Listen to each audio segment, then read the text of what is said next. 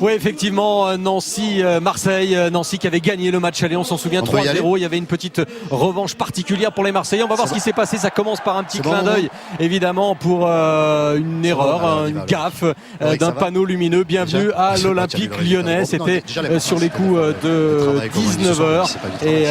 Et c'est bien l'Olympique de Marseille qui est là, avec des Marseillais, Olivier, qui se créent tout de suite la première occasion. Et c'est le premier litige du match. Oui, avec Niang qui déborde sur le côté gauche. Brandao est la réception du centre détourné par un Nancéen. Il marque le but, mais là l'arbitre assistance lève le drapeau et là véritablement on ne comprend pas, parce qu'on voit bien qu'au départ de l'action Brandao n'est pas du tout en position de hors-jeu. En tout cas ce but aurait dû être valable.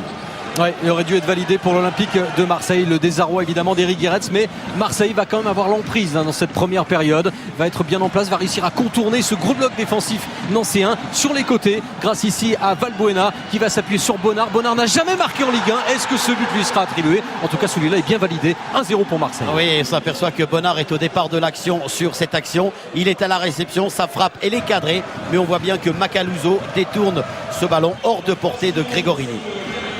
1-0 donc pour l'OM. On est maintenant en seconde période avec des Marseillais qui vont chercher à se mettre à l'abri. La tête de Sivelli et Brandao qui a suivi pour son 7e but de la saison. Oui, sur une grosse erreur défensive de la part des Nancéens qui sont complètement attentifs sur cette action. On va voir que Sivelli va pouvoir frapper le ballon tranquillement. Regardez, Gregorini dégage, mais Brandao est là pour inscrire le 2e but marseillais. Ça fait 2-0. On se dit que le match est plié. On se dit surtout que tous les records sont battus malgré tout pour Marseille en déplacement, vers une 12e victoire en déplacement, vers une 8e victoire d'affilée à l'extérieur. Marseille va continuer à se créer les meilleures occasions avec Koné qui rate le cadre de quelques centimètres. En tout cas, à cet instant de la seconde période, Marseille gère tranquillement et on sent des Nancéens résignés. Oui, absolument. Les Olympiens étaient vraiment maîtres de leur sujet. Ils dominaient tranquillement. Mais voyez, par à coup, les Nancéens ont réagi, notamment en fin de période.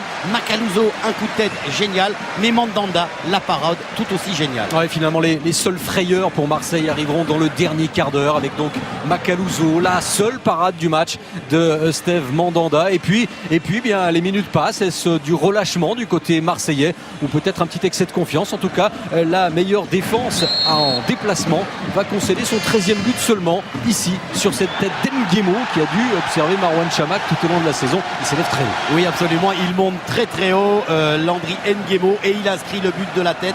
Mandanda ne peut absolument rien sur ce coup de tête génial de Nguemo. Alors c'est vrai, Marseille a eu quelques frayeurs en fin de match, mais va quand même s'imposer 2-1. Marseille qui remporte sa 8e victoire d'affilée à l'extérieur et qui a le droit de rêver d'aller jusqu'au bout chercher ce titre de champion de France.